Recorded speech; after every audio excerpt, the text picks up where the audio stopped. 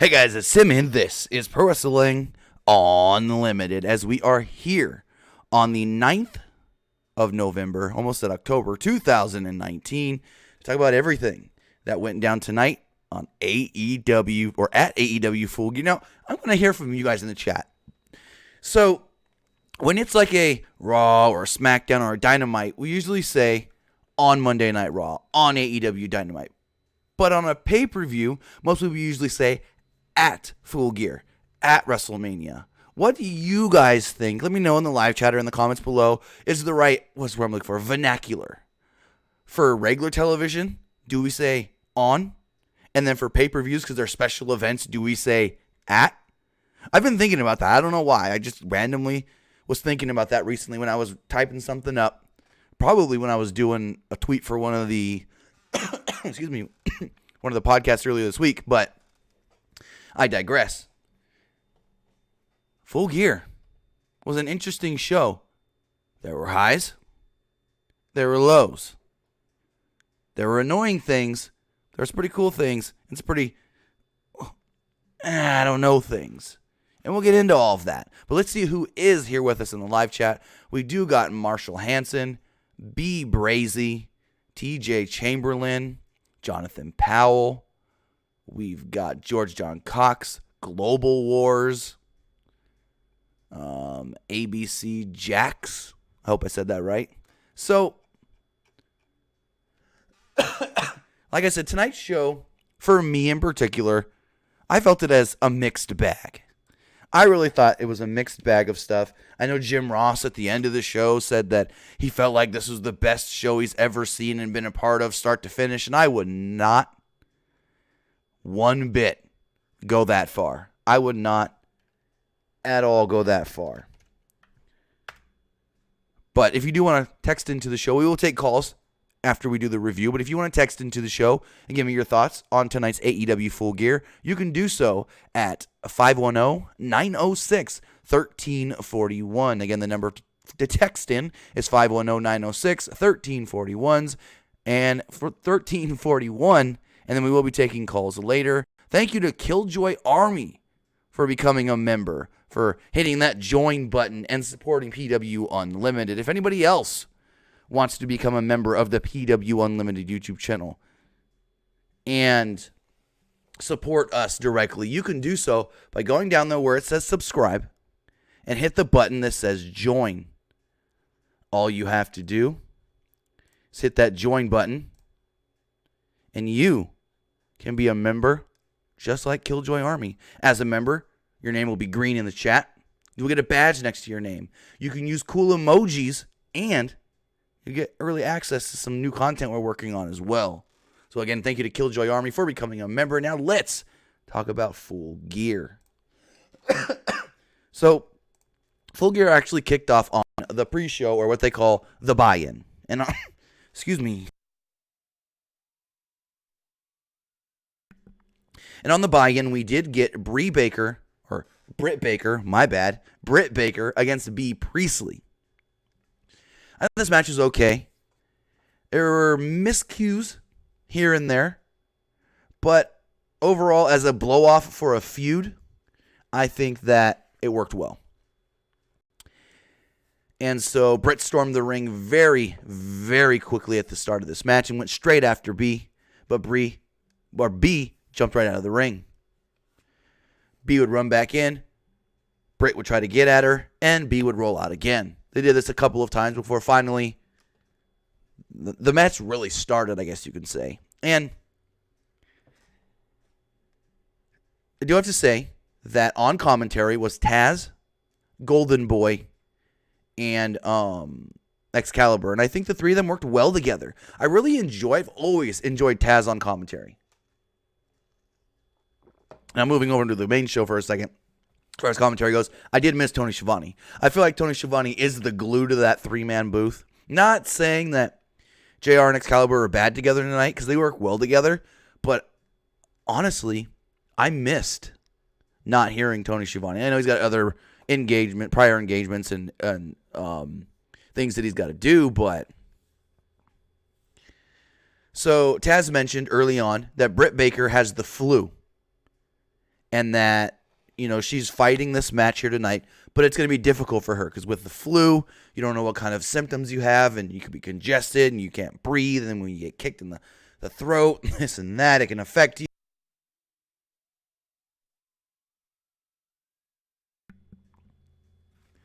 So, I think for being sick, like having the flu, you would have never known if they didn't mention it. So B worked over the back of Britt, which led to Britt being unable to lift up Bree for a body slam. Britt hit a top rope brainbuster and tried to roll over and do a second brainbuster, but she couldn't lift B.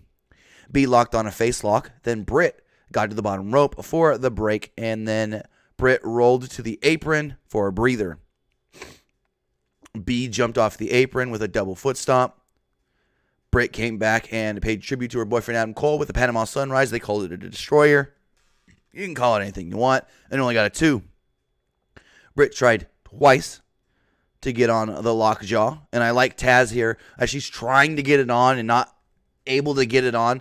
Taz is like, that lockjaw maneuver, it's a devastating move, but you got to get that Rings of Saturn in first. You got to be able to get that. And I like the way, she couldn't get it. I don't know if that was by design, but if it wasn't, Taz kind of compensated for that in commentary, and he was like, nope, you got to get that Rings of Saturn first, and then you can get the lockjaw. And she successfully got the lockjaw in and made B. Priestley tap out.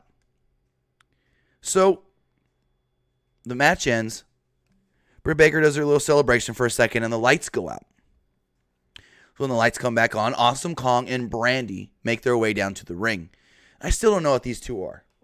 They're a unit. They're a tag team. What are they? Is Kong the wrestler and Brandy's her handler? Her manager? Her like I said the other day, is Brandy the Paul Bear to Awesome Kong being Taker as far as she controls her?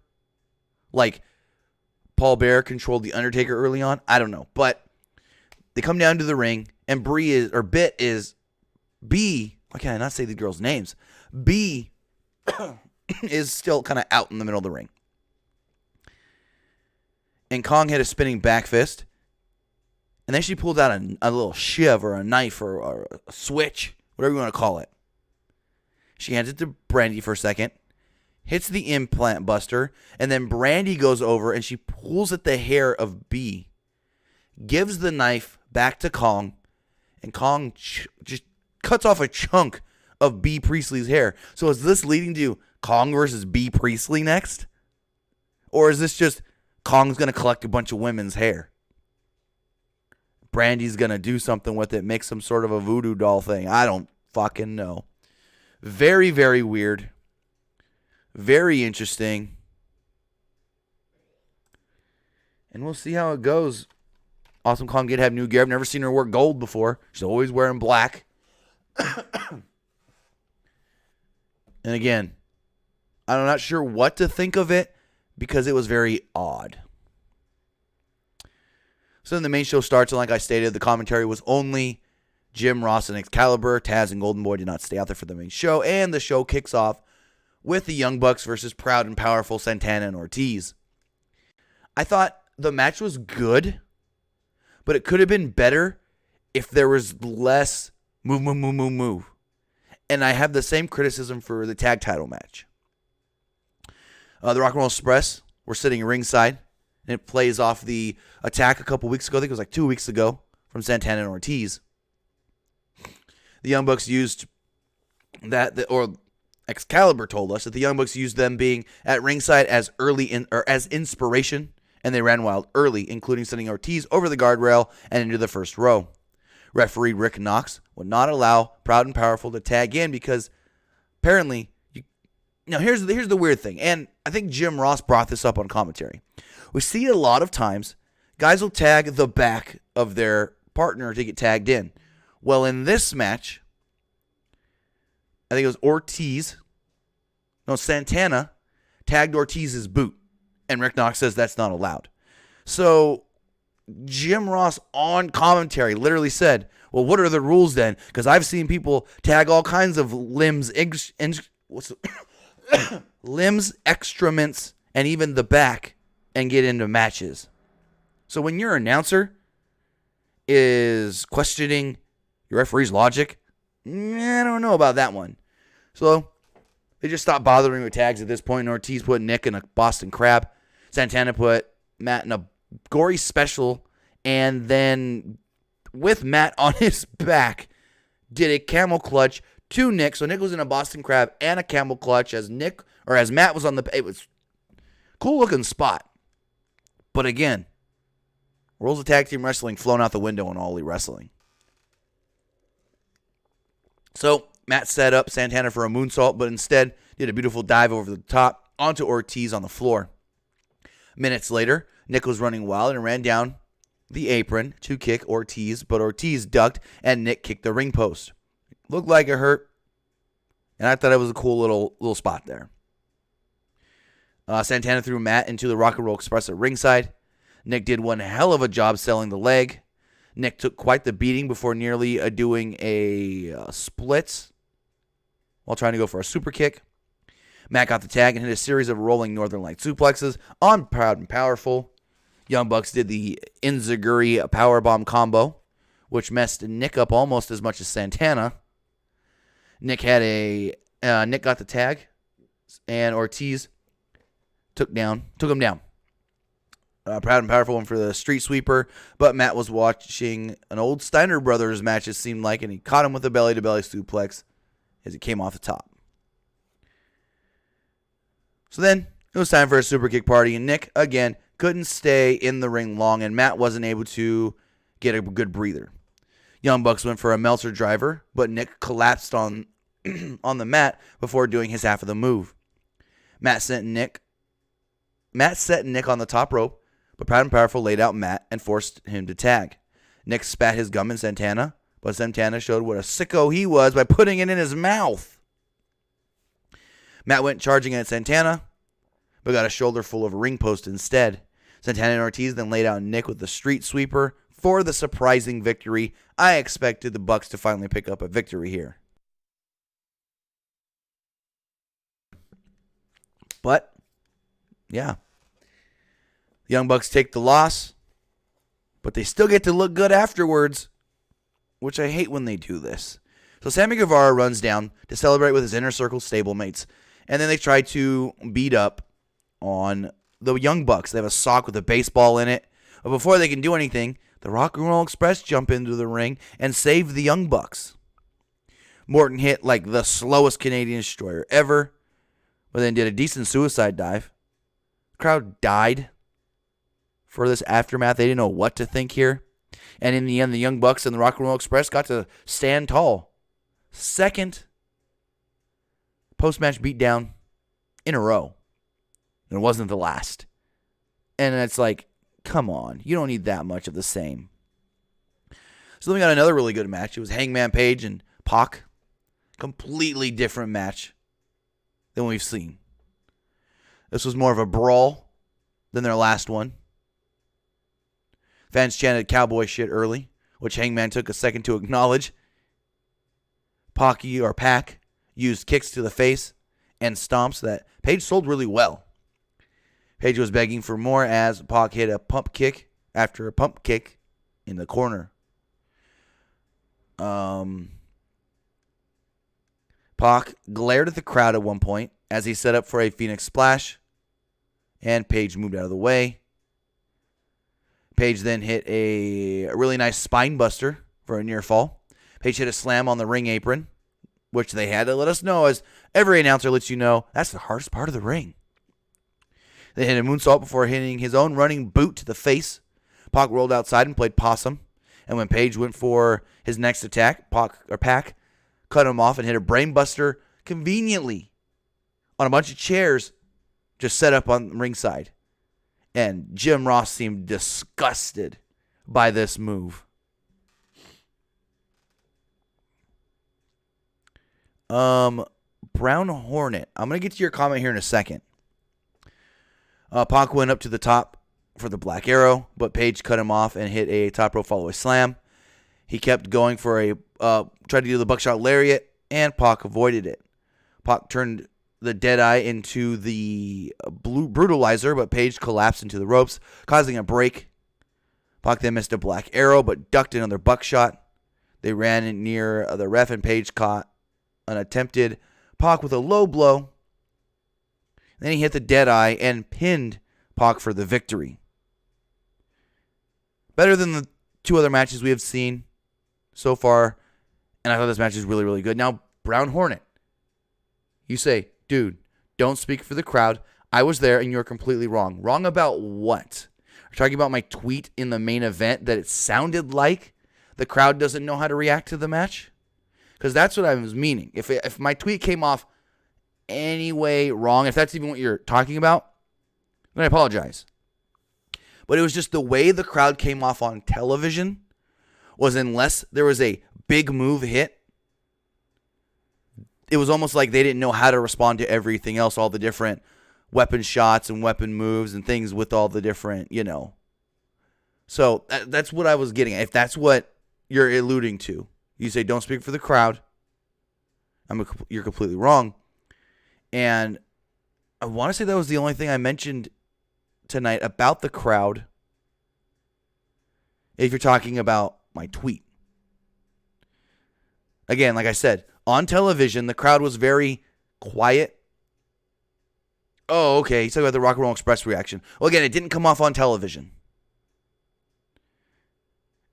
On television, Rock and Roll Express got in. They got a slight, it sounded like they got a slight little pop from the crowd, and then they were just whatever about it.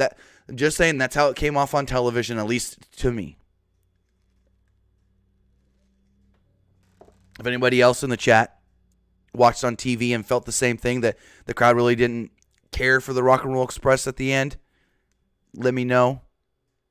But I'm just saying, for me, the way it sounded, it came off as they liked it at first, and then they were just like, yeah, cool, whatever. So they moved on to Shawn Spears and Joey Janela, and this match was just meh. Literally, meh. And I think it might have been. The last two matches were good. And then this was just a match that we could have saw on Dynamite, to be completely honest. The first big move saw Janela run down the apron, but get power slammed for his efforts. The fans were into it, even though they didn't have much of a reason to care for this match because it was really set up quickly and there was no real story to it. I think we saw a couple little things on Dark or being the Elite. Like, I don't even know where this was set up, to be completely honest, other than the little run-in thing we saw on Dynamite this past week. But I digress. Janela lost a bit of his hair when at one point he was backed into the corner, and then Shawn Spears used the tag rope to tie Joey Janela's hair up. At one point, Shawn Spears locked on a sharpshooter. 22 years to the day of the Montreal Screwjob, and it wasn't the last time we saw a sharpshooter tonight, and the announcers kind of went back and forth on what you actually call it. Is it a Scorpion Deathlock? Is it a sharpshooter? And then frickin' Excalibur said some other thing I've never heard of. So, at one point, actually, I got to mention with that sharpshooter thing. It's funny though, because the referee, Earl Hebner. So, Janela made it to the ropes, got a brief flurry, including a flipping dive to the floor. Janela hit a Northern Lariat, and then stomped on Spears' face. So the referee gets distracted when Tully Blanchard jumped up on the apron and messed with the corner pad. So the referee's trying to fix the corner pad. And then on the outside, on the other side of the ring, Spears sets up Janela for a pile driver. Tully jumps up on the steps, jumps off the steps for the assist on the pile driver. They throw Janela back in the ring. Spears pins him after a C4. Boom, boom, boom. Shawn Spears picks up the victory in a okay match. Then, interesting enough, they cut to a backstage interview of Golden Boy interviewing Kip Sabian. Now, remember, Joey Janela was just in this last match. And Sabian was kind of being a heel here. We've seen him as a babyface previously in All Elite Wrestling. Now he's supposed to be the I'm too cool heel. Sabian said when he joined the company, he He was going to be straight and narrow, straight down the middle. But they saw everyone forming their own little cliques. So he wants to form one with TH2. He then introduced Penelope Ford as his valet, which I don't know if the two are a thing now in real life, because I've seen her posting a lot of photos of the two of them together. I'm not going to speculate because I don't know. Just saying. She's been posting photos of the two together. So it'd be an easy pairing. And then for more information on Kip Sabian and the Hybrid 2, you can check out yesterday's AEW Dark that they did post. And finally, they were just like, yeah, I'm over this guy. I don't even know who he is. Let's get out of here. Then they cut back to the arena, and you see Joey Janela, Penelope Ford's ex-boyfriend, beat up and walking out of the ring. I don't know if it was coincidental or just awkward timing. So then we got tag title match. AEW World Tag Team Champions Frankie Kazarian and Scorpio Sky defending against the Lucha Bros, or Lucha Brothers, and Private Party. And again, I thought this match was good, but just like in that opening match, there's too much just move that just gets too convoluted and hard to follow, especially with an extra team in this match. So Rick Knox is announced as the referee, and the crowd boos, which is weird. I guess they booed him because of his officiating in the opening contest. Lucha Brothers got the best of Private Party early. Somehow Scorpio Sky was distracting the referee long enough for Phoenix and Pentagon to hit super kicks on both Mark Quinn and Isaiah Cassidy. Cassidy was a little off a few times on his moves, including sitting on Pentagon's face when hitting a leg drop. Phoenix hit a springboard missile dropkick to Quinn. Lucha Bros did a great job of making sure that they were always in the ring and always available for the fresh tag, while making sure that the other wrestlers in the ring couldn't tag out to their own partners. We got a big dive spot here when Scorpio Sky went for his. Phoenix ran down the ropes and then kicked his head off. Phoenix then did a triple springboard, twisting plancha onto the pile.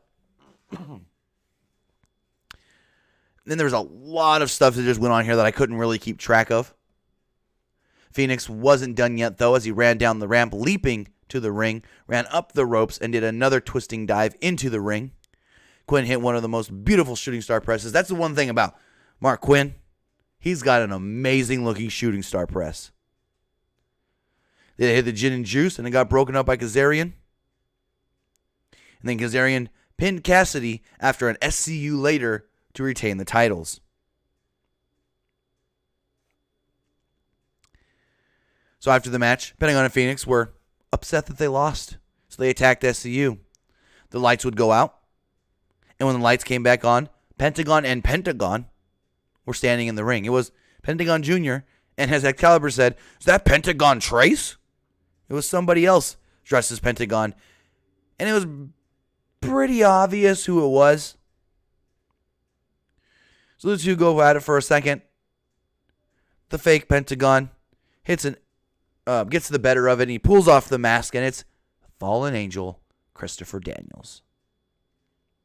And we knew it was Christopher Daniels, especially after he hit the angel's wings before taking the mask off. So, again, I thought the match itself was good. There was a spot in this match where I just couldn't even keep up. There was too many just move. And in the end, Kazarian and Sky did retain the All Elite Wrestling World Tag Team Championships. Again, third time that there was a post-match beatdown. They did it 3 times in 8 matches. Technically 7 because that whole last match was just a post-match beatdown. I don't even know. Eric Zamudio says, where can I see the top 5 rankings? Yeah, they mentioned that a lot tonight. And you can either go on the All Elite Wrestling Twitter, or you can go to our channel and see the video that I put up this morning on the official All Elite Wrestling Top 5 rankings. They ranked the women's division, the tag team division, and the men's division. We've got it all in one easy-to-watch video for you right on our channel if you do want to go check that out. So then we got the AEW Women's World Championship match. Riho defending against Emi Sakura. And if you didn't know by the end of this match, hey, Emi Sakura is the coach of Riho. They had to tell us that 50 million times. Emi Sakura, the coach of Riho. Riho's coach, Emi Sakura. And then Jim Ross at one point. Emi Sakura. Screw it. Sakura. Like, literally, he said, Emi, screw Sakura. And then he just, for the rest of the match, he just wouldn't even try. Jim Ross just called her Sakura. Sakura. Excuse me. So both ladies looked near tears at the start of this match. Again, because it's teacher versus student. Sakura used her styles to bully the champ once the bell did ring. At one point, Riho was on the apron, and Sakura used a running crossbody block, which sent Riho crashing to the floor. Riho hit a corner double stomp, which looked kind of like the Daniel Riho one, but a little better. Sakura used a rolling Mexican surfboard, which was the first time I've ever seen it used in that way. Fans got into it here, chanting for Riho, which encouraged her to make a comeback. Sakura cut her off with a series of backbreakers. And instead of a Vader bomb, she's like a Vader stomp kind of deal. Riho took several hard chops and decided enough was enough and fired up. Riho tried to get up ahead of steam, but Emi grabbed her, hit a backdrop driver and a torture rack drop, but Riho got her foot on the ropes. They sped up to an astonishing degree as Sakura kept going for the La Mistral Cradle that she won with on Wednesday, but Riho stayed away and got the win with a roll-up of her own. And then the two women embraced each other afterwards. Great match here. I thought this match was really good. There was maybe one or two spots that were off, but these two women, of course, they've had hundreds of matches together, I think. And they know how to work well together. And again, they showed it here tonight. So then we go into the main event. It is the All Elite Wrestling World Heavyweight Championship match. Cody with MJF in his corner, challenging Chris Jericho with Jake Hager in his corner. So the stipulation of this match is, if it goes, well, there's a couple of stipulations. If the match goes 60 seconds, then the judges will determine who the winner is. The judges were Dean Malenko, Arn Anderson, and the Great Muta. And what I didn't like is the announcers telling us, well, there's nothing they have to judge off of. There's no criteria. It's just whoever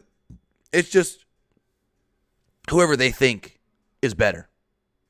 Like what? So there's no criteria on how they have to judge or what the judging actually is.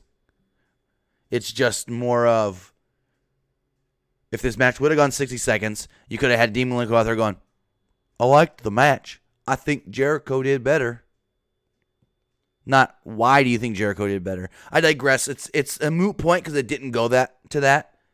I just wish there was something that the judges had to judge on to make it seem more legit.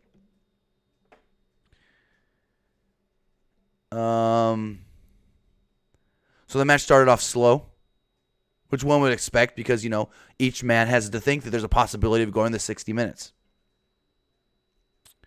Jericho confronted Dean Malenko at ringside at one point, and Malenko glared at him. Remember, Dean Malenko and Chris Jericho had one of the greatest feuds ever, not just in the WCW Cruiserweight division, but maybe one of the best WCW feuds of all time. A lot of chain wrestling early with Cody working on Jericho's right arm, which is the arm that he uses for the Judas effect. And they let us know that if Jericho gets that arm worked on enough and then it's hurting him, maybe he can't hit that Judas effect later in the match. First big move in the match saw Jericho standing on the ramp and Cody jumping for a suicide dive, but Jericho moved and Cody landed face first on the ramp, busting himself open over the top of his eye. Right eye just gashed. And if this was WWE, that would have been done.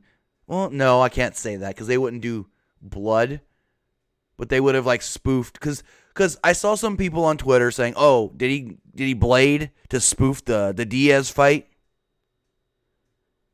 And that's something WWE would do. They would do something to spoof something else that happened in pop culture or whatever you want to call it.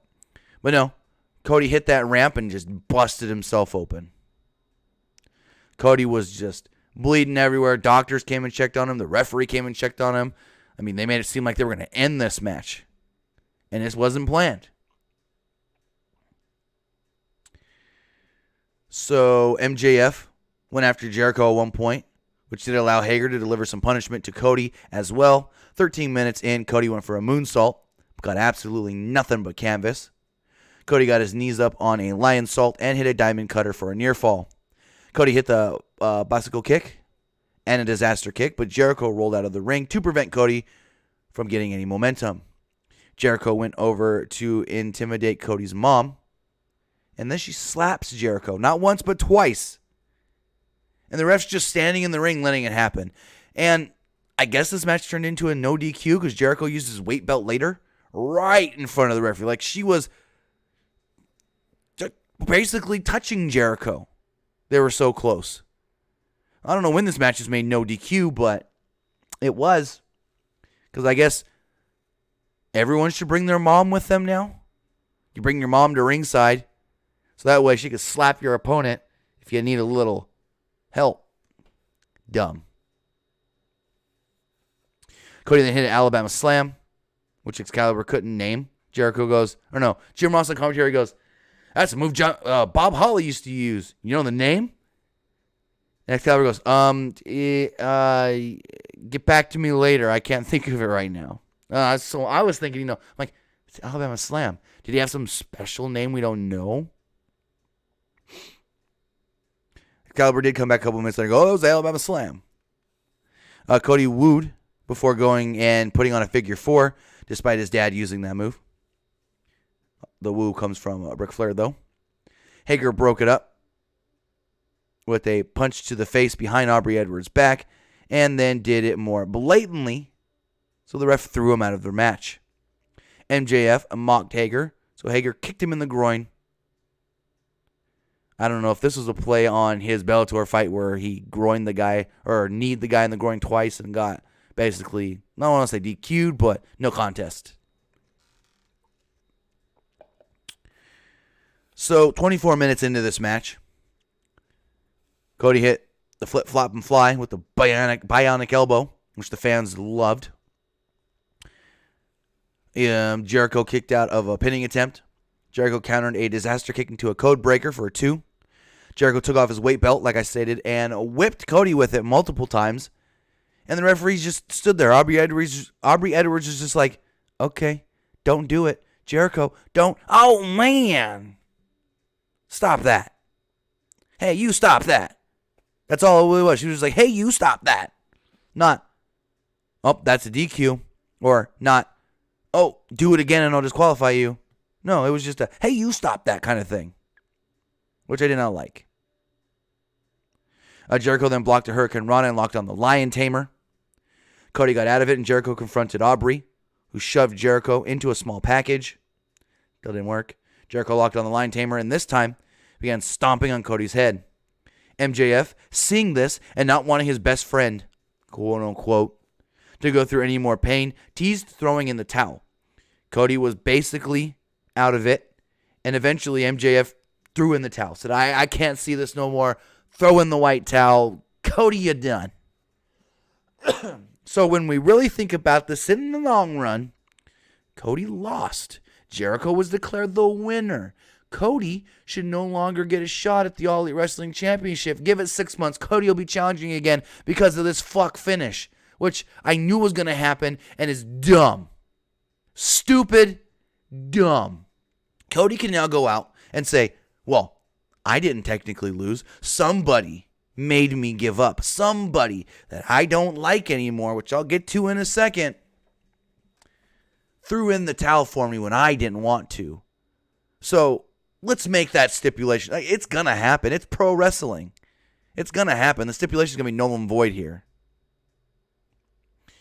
So the Inner Circle run down to celebrate with Jericho, and MJF gets in the ring.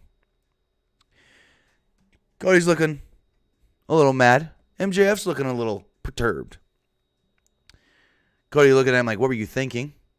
MJF began crying and apologizing to Cody. Fans then began chanting, you fucked up.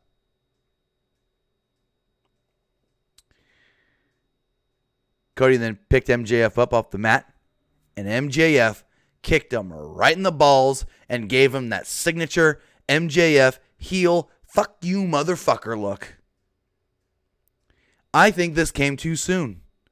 I think that we only had this teased for a couple of months. I think this whole thing should have lasted a year. MJF's a dick and a heel to everybody but Cody. I think, to be completely honest, this came too soon. I think this could have got dragged out longer and been made a bigger deal down the road. But they did it now. So now MJF can say, hey, Cody, I screwed you out of the title. I threw in the towel for you. And then I kicked you in the balls afterwards when you were already down. So, I mean, this is going to lead to a Cody MJF feud. But I just think this is way too soon. You're throwing away one of your best storyline opportunities way too early. I know I'm sounding like a broken record, but it's way too early. This will establish MJF as the biggest heel in the company. I'm going to say that right now because Cody is the beloved god. But to do it now just seems rushed. I would do it when you need a new established heel. A year into the company. Maybe next to May going into Double or Nothing 2. Maybe next year going into All Out. I just think it's too early. You don't need MJF as a heel. And to be completely honest, I was almost starting to like MJF as a babyface with Cody, to be honest. But, they did it.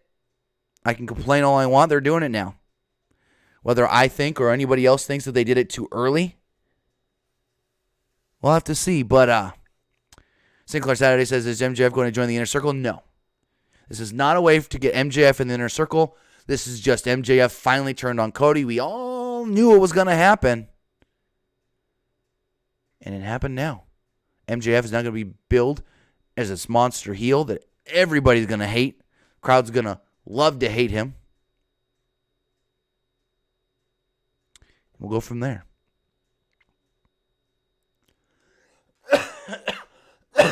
Excuse me.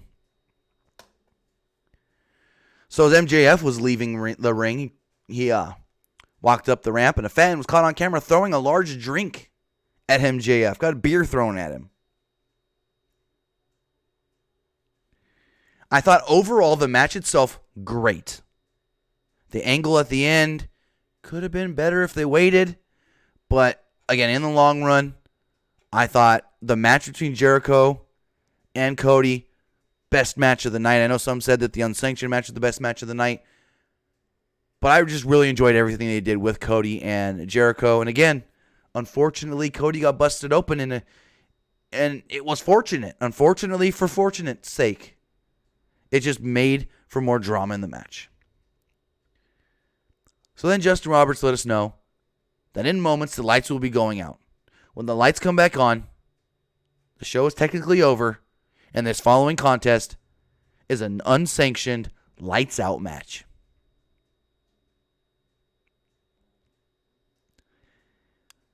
And this was hard to watch at times. Very. And Brown Hornet, let me know since you were there live if I'm wrong about this. Like I said earlier, it came off on television like unless they hit like a big cool move, the crowd wasn't sure how to react. The crowd didn't know who to cheer and who to boo. Again, this is all my speculation on how it came off on television. They didn't know who to cheer and who to boo. And when some of these weapon spots happened, they didn't know if they should cheer it because of just how, oh God, they were. So, I don't think I've ever watched another match before that made me kind of just as much as this one. To be completely honest. They went from Jericho Cody, great pure wrestling match with a great angle in all, to we're throwing everything but the kitchen sink. We should have had a kitchen sink. And this match is going to be balls to the walls, crazy. I don't care about nothing. Goddamn. This match started off really quickly. Just quick. Omega quickly threw Moxley over the guardrail and did a running drop kick over the guardrail to Jon Moxley. Where was I? I lost my spot. Omega did a dive off the barrier onto Mox and then tried to do a dive off of the guardrail, but Moxley shoved him off and onto the floor. Moxley pulled out a barbed wire bat and punctured the back of Kenny Omega, and yeah, he started bleeding. It wasn't fake barbed wire, people. Kenny did block it, though, when Jon Moxley tried to push the barbed wire bat into his face. Omega was then going for a dragon suplex, and Moxley broke it up. Kenny pulled out both a table and a barbed wire broom. Omega set up the table at ringside, which I loved that he set up the table at ringside and then didn't use it for quite some time, so we forgot about it. And when the spot with the table happened later, it was like, oh crap, I forgot about that table. That was cool. Yes, Kristen McNutt. I'm going to read... Renee Young was watching the show tonight. I'm going to say that. Let me pull up her tweet really fast. So on Twitter, Renee Young was watching the show. And my Twitter froze. Oh, here we go. So when the match first starts, she sends out a tweet stating, "My husband is handsome. Also a bad MFer." She then tweets out a little bit later, WTF. Then she tweets out a tweet that got 1,192 retweets and 7,606 likes. Hi. Yes. Hello. I hate this.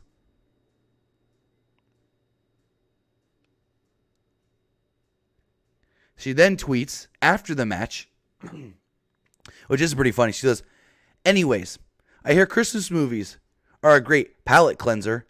Help." So yeah, she squirmed when one would assume that she was even kind of squeamish during this match.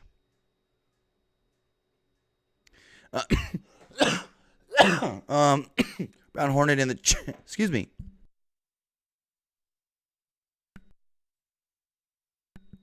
Brown Hornet in the chat says, "I was on the floor and the crowd was hot and popped for everything. Moxley was super over." Cool, but that's your section. Here's the thing. You're going to hear your section. Trust me, I've been to plenty of wrestling shows with rowdy crowds and not rowdy crowds. And your section could have been a rowdy, hot crowd that loved everything. But that doesn't mean the majority of the building was. That doesn't mean, because you're only hearing your little area. You know, if that makes sense. You're not hearing, you're hearing your section go wild, but you're not hearing the nothing coming from other sections. Just saying. So where was I in this match? Oh yeah, trash cans were being destroyed all night. Both men. How could I forget? I skipped when Kenny Omega used the broom to sweep the back of Moxley, and he started bleeding all over the back of his neck. So again, trash cans were used here. Omega was clocked right in the top of the head. Both men actually were clocked in the top of the head with the trash can lids. Omega did a moonsault while holding a trash can. Next up, list of weapons was a board covered in, 30 mouse traps. And Omega was thrown on the mouse traps. They all started going off. You can hear them too. Click, click, click, click, click. Omega then countered an attempt hanging with Omega being a nice guy. So I skipped a part. My bad. My notes are all kinds of... There's so much in this match. Where was I? Omega took a sidewalk slam and a rude awakening into some chains that Jon Moxley had brought into the ring. Like big, thick chains. Omega kicked out at 1. And it was sold that Omega was desperately kicking out because he was hurting. Okay, cool. Moxley then used the chains to rip at Omega's mouth and yank his head back. So next up, an ice pick was grabbed. An ice pick or a flip screwdriver. I don't know exactly. It looked more like an ice pick. And Moxley wanted to stab Omega with it. So at one point, Omega backs into the corner. Moxley goes to stab him with it. Omega moves and he stabs the turnbuckle pad. Remember, it's stabbed in the turnbuckle pad. Omega then hit a pair of snapdragon suplexes. And then it looked like Moxley was getting some advantage here, and he tried to take the chains, and he wrapped it around the neck of Omega, and he was going to throw Omega over the top rope, but Omega blocked it, and instead wrapped the chains around Moxley's neck and threw Moxley over the top rope. And yes, there was a hanging on this show briefly. Omega finally let go, and I loved Excalibur here, even though this wasn't fact, because Omega's hands, there were no blood on his hands at this point. Excalibur stated, Moxley got lucky there because the blood on Omega's hands made him lose his grip. We weren't to just think, oh, he just let go. So I loved Excalibur there trying to make logic of things. That's a sign of a great announcer, ladies and gentlemen.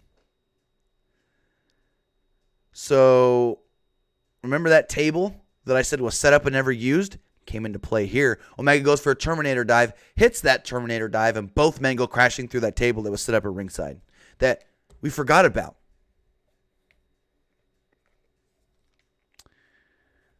So the referee, Paul Turner, well, actually, where was I? So both men eventually get back into the ring, and Omega starts looking for something under the ring, and he finds a little black bag. And in that black bag is broken glass. He then takes the broken glass and tries to stab Moxley in the face with it. Moxley blocks it, so what does he do? He slits between the fingers of Moxley. He then takes the broken glass and breaks it all up with his feet, stomps on it and everything. And now we don't got thumbtacks, we got broken glass in the middle of this ring. And so Omega slams Moxley on the glass, goes for the pin, 1, 2, kicks out, and the referee gets glass in his hand. Paul Turner's got to pull this glass out of his hand, put some gloves on, and say, fuck this. Omega then grabbed Moxley by the legs and drug him through the broken glass, and then put him in a sharpshooter. Moxley made it to the ropes, so remember, no rope break. But what he did was he used the ropes to pull himself up and break the hold of Omega. I loved that. I've never seen that before. It's probably been done before. I've never seen it before, and I loved that use of the ropes as far as getting out of a submission. So Omega began shoving glass into Moxley's mouth here, but then took a German suplex into the glass. Then hit a pair of V-triggers to Moxley, who rolled out of the ring and crawled up the ramp. Omega grabbed the long-forgotten ice pick and jammed it into the forehead of Moxley, literally just cutting at the forehead of Moxley. So Moxley's down, and Omega's standing on the ramp, and he yells, Bucks, Hangman, bring it out. So the Bucks come out, and the Hangman comes out, and they're like, no, you don't need to do this. Kenny, stop. It's enough. He said, he evilly laughs, if that makes sense, and says, no, bring it out. And so they just bring out this big-ass, whatever you want to call it, with just rungs and rungs and rungs of barbed wire. Like, I don't even know how to explain this. It's like a platform, but instead of a wooden bottom or a wooden top or whatever you want to call it, it is just covered in barbed wire. So Omega picks up Moxley, and he goes for the one-winged angel off the ramp onto this barbed wire. Gets countered. Moxley looks like he's going to go for a paradigm shift. Gets countered. Omega then looks like he's going to go for a V-trigger. Gets countered. And then Moxley suplexes Omega off the ramp onto this barbed wire side stage thing. Both men crash on the barbed wire, and they're just stuck. And my first thought is, how the hell are you getting off of this so easily? And it's at this point, I'm just sitting here going, I don't know how much more we can take. I really don't. No less than 12 people had to assist in pulling these guys off of this, and you can see the barbed wire stuck to them. So the two are fighting up towards the top of the ramp, off to the side. And there's this little angled platform thing with the Full Gear logo on it. And Moxley is trying to go after Omega. He shoves over a couple people. Omega gets the better of him for a second and then runs at him, hits a V-trigger, and they both go crashing through this little logo stand thing, whatever you want to call it.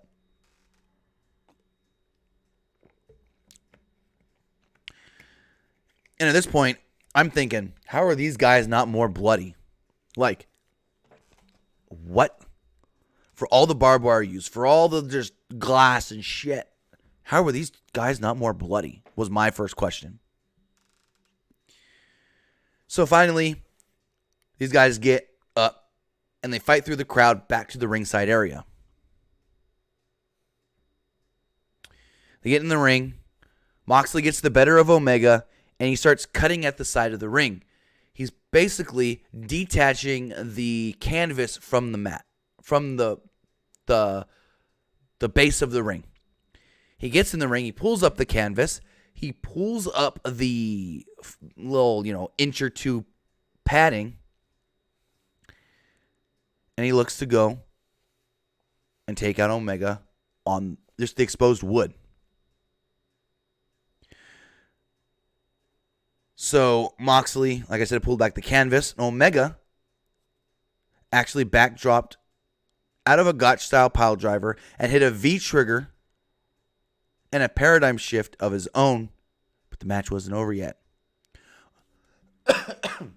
Omega then goes to the top rope and literally missed a Phoenix splash going just face first into that wood. He tried to block it as much as he could, but he still smacked his face on that wood. Finally, Moxley hit an elevated paradigm shift and pinned Kenny Omega in the middle of the ring, winning the match. Moxley wins, but it doesn't go on his record as a win. Omega loses, doesn't go on his record as a loss. And if I never see an AEW Lights Out match again, cool. We don't need too many of these. This is the third in 4 or 5 months. Not long. We don't need more. Maybe spread it out. 1 or 2 a year. 1 a year. Like, I understand why this one was made a lights out unsanctioned match. But why was the Omega Janela match a lights out unsanctioned match? Or even if it was, I don't know. And why was the Moxley Janela match an unsanctioned lights out? Like, this should be like what Hell in a Cell should be to WWE. The last resort, big blow off, we just need all hell match. WWE's killed Hell in a Cell with we have to have a Hell in a Cell match every October. And I think if we do too many of these lights out matches without a proper build, it's going to become that of, it's just another match. And like I said, this one worked because there was that full build. But the other ones that happened didn't need to happen. There was no reason. It was just, let's do it to do it. And when you have these special stipulations to your promotion, you don't need to just do it to do it. They need to be kept special. Just saying. But that was Full Gear. I thought overall it was a good show. More good than bad. Some, why'd you do that? Or, yeah, I did that a little too early for my taste and for other people as well. And now, I want to hear from you guys. I want to hear what you guys thought of tonight's show. If you do want to text in your thoughts, you can do so at 510-906-1341. Again, text in at 510-906-1341. You can call into the show at 559-475-8473. Again, the call-in number is 559-475-8473. We do have a couple of text messages here, if it'll load.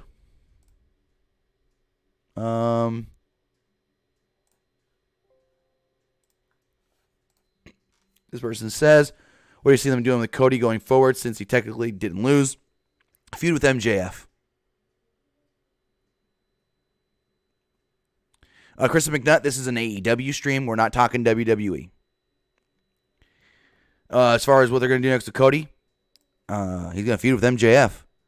They're going to make you forget about the stipulation that, he's not supposed to challenge for the belt anymore. This person here in the text message says, waiting for it to load. Person says, I agree that they should have waited to do MJF turning on Cody. I feel like it would have been a better opportunity when a new heel was actually needed. With the Inner Circle being a thing right now, we don't need more heels. I agree.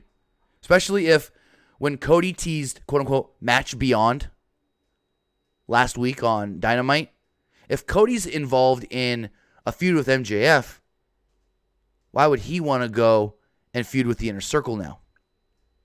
Like, it feels like the Inner Circle stuff, the Inner Circle Elite stuff is over. So I don't know where that Match Beyond will lead to.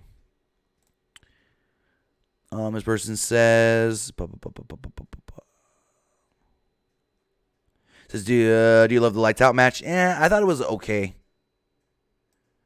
Again, I'm not the biggest fan of what AEW calls garbage wrestling. This text message here says, what do you see happening with Moxley going forward after this brutal Lights Out match? And I want to talk about that for a second. I said this to a buddy. I said, Moxley's been typecasted. Where does he go now in AEW? Moxley's been typecasted as the hardcore guy that can really only do hardcore matches. Yeah, he had that good match with Pac on TV that went to the time limit. But it's like, what do you do next with Jon Moxley? Does he challenge for the belt? Cody did tease bringing in a secondary title, a mid-card belt. Does he go for that? I don't know. It's going to be very interesting to see what route they go with Omega or Moxley next, because Moxley's been typecasted, like I stated, as the hardcore guy. So how are you going to have him come out and now just do a normal feud? It's going to be interesting. Well, if you do want to text in your thoughts on tonight's show, you can do so at 510-906-1341. You can also call into the show at 559-475-8473. Again, text messages 510-906-1341. Call it at 559-475-8473. Both numbers are in the live chat. But, I mean, overall, I thought the show was good. I thought there were some things that could have been better, but you're not going to have every single thing be good and great. No, you can't. No, I don't know the last time I saw a show where I didn't criticize something, or there was a match, or what am I trying to say here? I don't remember the last show that I watched where every match was just 100% good, 100% great. You're always going to get at least one match that was meh or not good. And tonight we got two meh matches, at least. But with that, if we're not going to get any calls, I'm going to wrap things up then. I want to say thank you to everybody who did watch here live, and everybody who watched later right here on YouTube or listen on podcast services all around the world like iTunes, Google Play Music, Stitcher, Spotify, iHeartRadio, and so much more. Again, thank you guys for joining me here live talking about All Elite Wrestling Full Gear. Overall, I thought it was a really good show. If I had to give it a rating, I'd probably give it a 7.5 out of 10. Maybe an 8, but I don't know. I'd have to go 7.5, I think. With that, we will be live following this coming Monday's Monday Night Raw, so we'll see you again. Actually, no. We will be live Monday morning for the wrestling wrap-up. And then we'll be live Monday evening, for the Raw review. So, we'll see you on Monday morning on Twitch. Have a good night, guys, and we'll see you later.